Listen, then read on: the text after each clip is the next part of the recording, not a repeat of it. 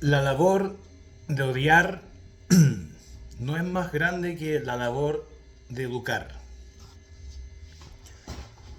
El punk rock es una cultura urbana, contracultura, llámese como se quiera, que aboga por la conciencia. Conciencia, dejémoslo en conciencia solamente, no en conciencia ni de clase ni conciencia social, porque eso ya se presta para malas interpretaciones de weas que ya han sido más vendidas que la chucha y asimiladas por el sistema. Conciencia de uno mismo y del entorno. Entonces de repente de tanto odiar uno igual termina queriendo comprender. Y aquí estamos, en la labor de la comprensión. En una sociedad completamente individualista donde la educación prácticamente vale callampa, educación funcional, no educación crítica para pensar. Hoy día vamos a hablar de, voy a hablar de el fascismo es de izquierda. Bueno, la respuesta me da como lata decir zanjarla al tiro porque me gustaría hacer un análisis histórico de qué es lo que es el fascismo, la expresión del fascismo y cómo se desarrolla y cómo llega a su realización. Yo de historia sé lo que sé nomás, no soy analista político ni politólogo, no pasé por la facultad, pero me llama la atención algunas weas, los libros, y hay que ahí estoy por los libros. Los libros dicen mucho y a veces en la facultad se olvidan de los libros, weón, esos cuáticos. Bueno, voy allá adelante. Eh, las ideologías del siglo pasado que se disputaron el mapa global o la hegemonía del planeta, o díganlo de Europa si quieren más, porque más que nada se desarrolló en Europa el conflicto. Igual fue en todas las latitudes del planeta, pero en donde fue como su ápice fue en Europa y en Europa occidental. También en Europa del Este, con el comunismo. Bueno, todas estas ideologías se gestaron después de la Revolución Industrial. Igual tienen precedentes que se pueden rastrear al pasado, en la historia, como podría hablarse de protocomunismo, protoanarquismo, en distintas visiones de la iglesia. Eh, si uno estudia la historia hacia atrás, hay un momento en que las ideologías dejan de tener relevancia porque todavía no habían nacido, y hacia atrás, en donde se veían todos estos temas morales, cívicos, era a través de la iglesia. No olvidar que durante los años en que, durante todo el periodo en que las monarquías existieron durante el planeta, o sea, durante el periodo que las monarquías existieron en el planeta, estas estuvieron siempre de la mano de la iglesia, una iglesia que legitimara de manera divina la presencia de un rey sobre la tierra, como que el rey hubiese sido elegido por Dios. Y bueno, esa cosmovisión impulsó que muchos temas morales se discutieran en la iglesia antes. Entonces, por ejemplo, estas disputas entre libre mercado y proteccionismo ya se habían hablado mucho antes de que nosotros tuviéramos conciencia de qué es el proteccionismo, ¿cachai? Había ramas de la iglesia, ahora no me acuerdo el nombre y me da lata ponerme a buscar la wea. No me interesa quedar de sabio tampoco, por si algún weón dice como, está diciendo algo y no da la fuente. Chúpalo. Eh, claro, pues había ramas de la iglesia o las iglesias que tenían una visión en la que el ser humano tenía que compartir, pues bueno, como ellos veían más como la especie, como la obra divina de Dios sobre la tierra, como una visión como de bondad, como que Dios dispuso la tierra para nuestra utilización, entonces ¿quiénes somos nosotros para ponerle precio a la tierra? Y por ahí ya se encontraba que la usura o el sacar negocio de transacciones económicas, por ejemplo, prestar plata y pedir un excedente, pedir intereses al pedir la devolución de ese préstamo, se consideraba inmoral. Entonces ya vemos que desde antes que existiera el Estado moderno ya existían estos debates si es que el Estado debería o no debería meter mano en la weá. Y hubo periodos que sí y hubo periodos en que no. Ahora, ¿qué es lo que define qué es izquierda y qué es derecha? Porque también hay que empezar por ahí también para darle cuajo a esta volatilidad de ideas que andan dando vueltas hoy en día en la posmodernidad, donde pareciera que todo puede ser y nada tiene sentido y tú podías escoger lo que te gusta y lo gritáis a los cuatro vientos y como casi ningún weón le interesa o ya ningún weón cacha la verdad, nadie te dice que estás equivocado y vos te creís que estáis diciendo weas reales y no es así, pues. Puro cagando fuera el tiesto, lo que pasa es que no te lo han dicho nomás.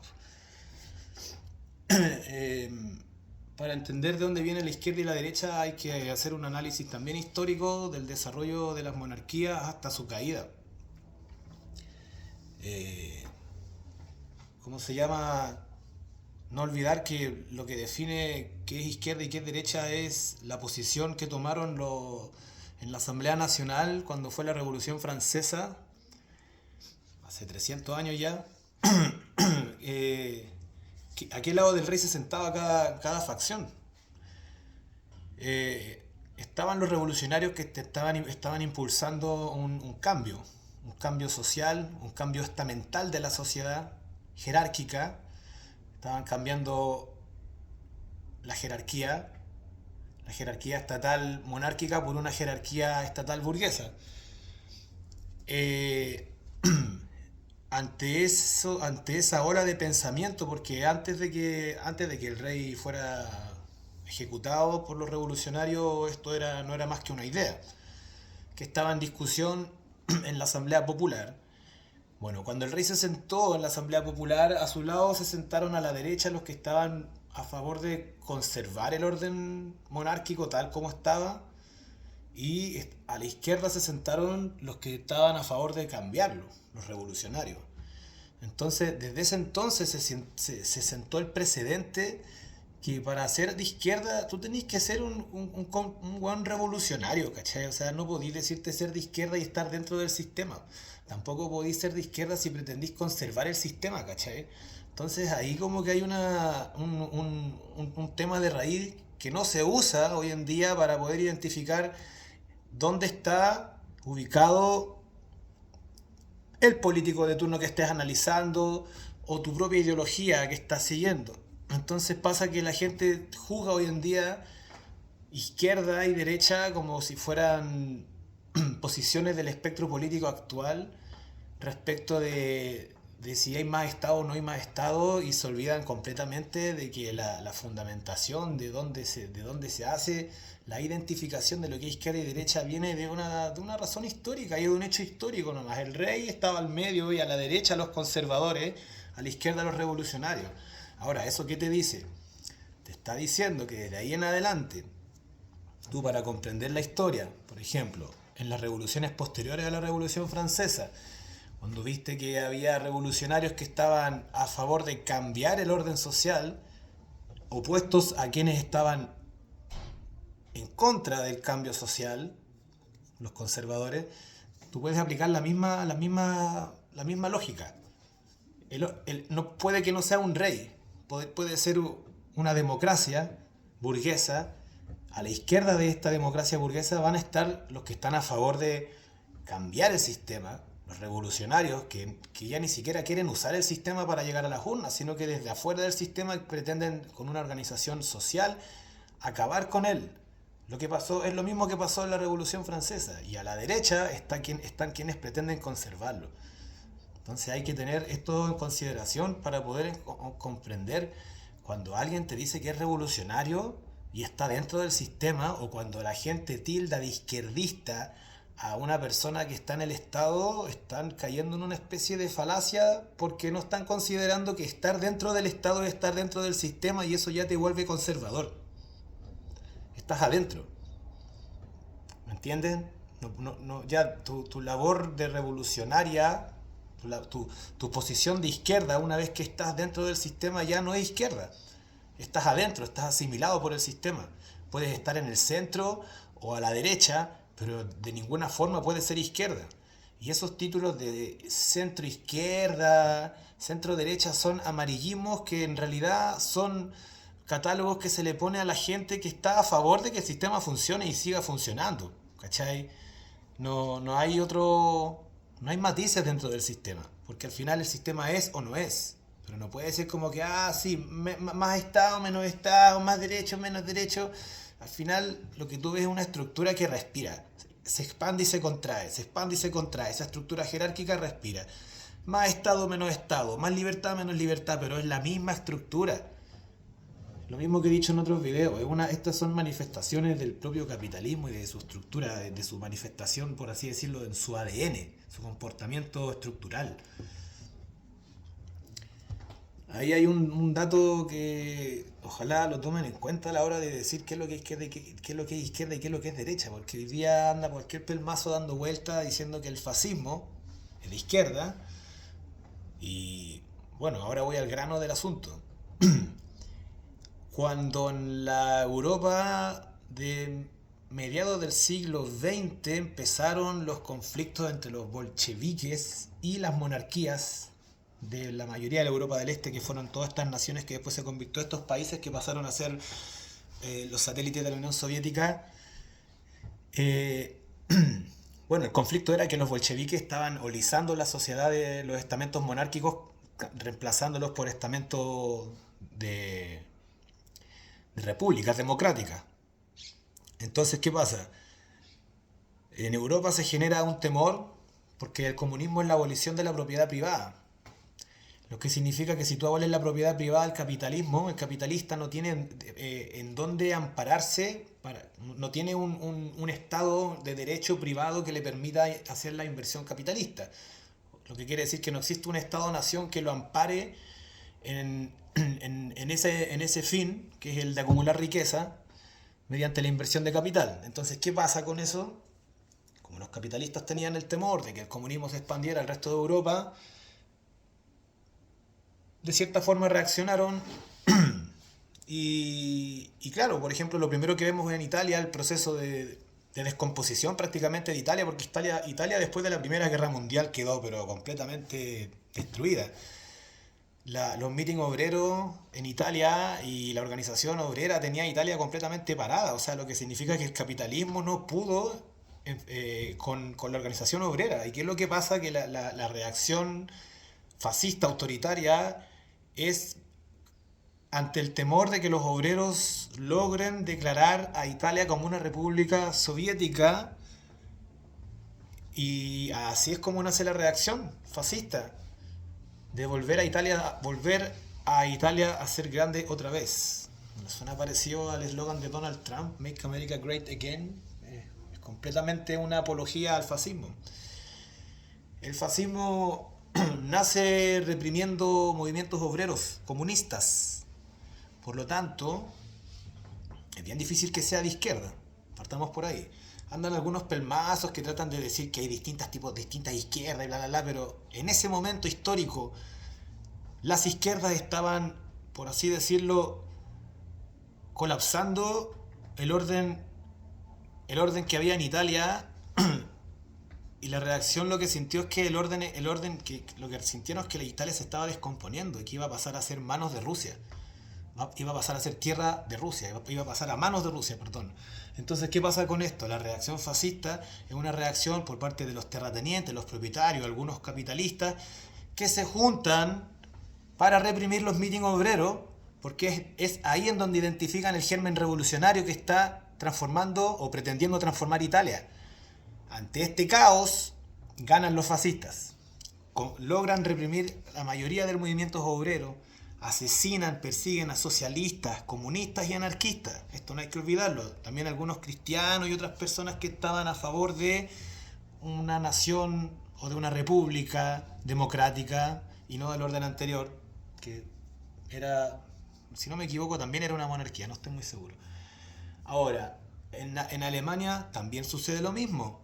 Y es bien interesante porque por ahí uno puede estudiar el rol que tuvo la Liga Espartaquista en Alemania, que era la rama comunista más bolchevique de Alemania. Era la rama que por ahí estaba a favor de declarar a Alemania también una república soviética. En Alemania se gesta el mismo temor, se ejerce la misma reacción, y el Partido Nacional Socialista, donde estaba Adolfo Hitler, termina reprimiendo y termina llegando al poder y se construye, la imagen del nacionalsocialismo se construye sobre la represión de movimientos obreros, también comunistas, socialistas y anarquistas.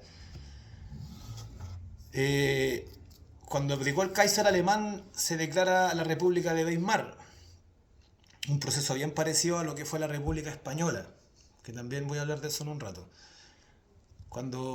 Cuando se declara la República de Weimar, se genera lo mismo que en Italia, ese temor conservador a que la nación caiga en manos del bolchevismo y se convierta en un país comunista, y empieza la reacción nacional, también bastante identitaria respecto de lo que eran los pueblos eslavos, porque también hay si bien el comunismo puede haber resultado atractivo para los alemanes, la reacción fue hablarle al alemán sobre sus orígenes y hacerlo sentir como la raza destinada a gobernar el mundo.